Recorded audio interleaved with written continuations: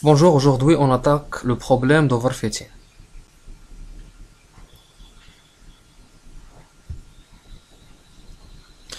Donc, dans le cadre de la régression linéaire, trois cas peuvent se présenter. Un premier cas où on a un modèle qui est représenté sous forme de droite et qui ne passe pas suffisamment par les données d'apprentissage. Dans ce cas-là, on a un problème d'underfitting. Un deuxième cas se présente lorsqu'on a le modèle qui passe par la majorité des données d'apprentissage. Dans ce cas-là, le modèle est considéré comme bon. Et un troisième cas qui nous intéresse, c'est le problème d'overfitting, où le modèle passe par chaque donnée d'apprentissage. Donc, quelle est la différence entre ces trois cas de figure? Donc, on peut remarquer que l'équation de la première figure, de la première figure, ça s'écrit sous forme de θ0 plus θ1x. Donc, on a ici juste une seule variable x. La deuxième, on a x et x au carré, donc on a une équation quadratique. Et la dernière, on a une équation quadratique c'est pas une équation quadratique, mais un polynôme de degré 4.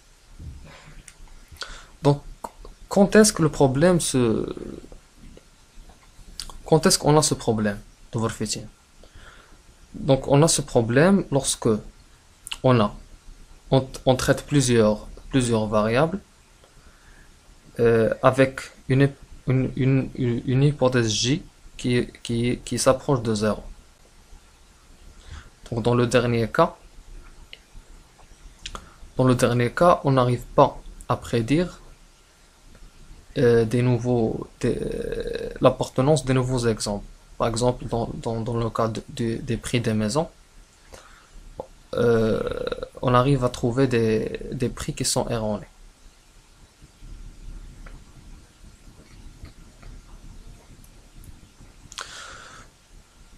Dans le cadre de la régression logistique, on a les mêmes cas de figure.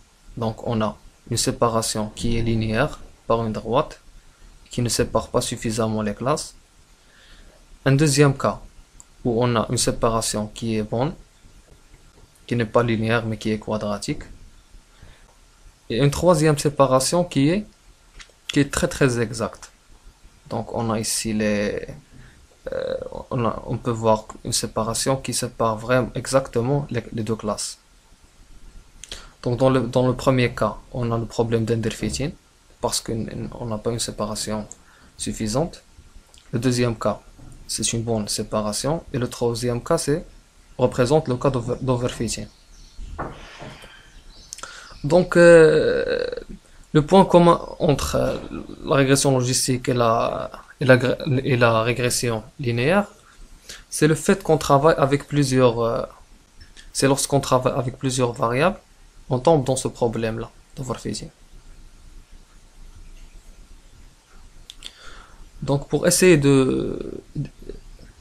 d'éviter la survenue de ce problème-là, on peut soit réduire le nombre de variables en le faisant manuellement ou en utilisant un algorithme de sélection, soit en utilisant la méthode de régularisation. Donc dans cette méthode, on garde les variables, mais on essaie de minimiser le θj. Donc ce type de méthode contribue à la minimisation des θj qui sont associés au grand degré des polynômes. Donc dans ce qui suit, on va détailler cette méthode de régularisation. Donc d'ici là, je vous souhaite une bonne journée.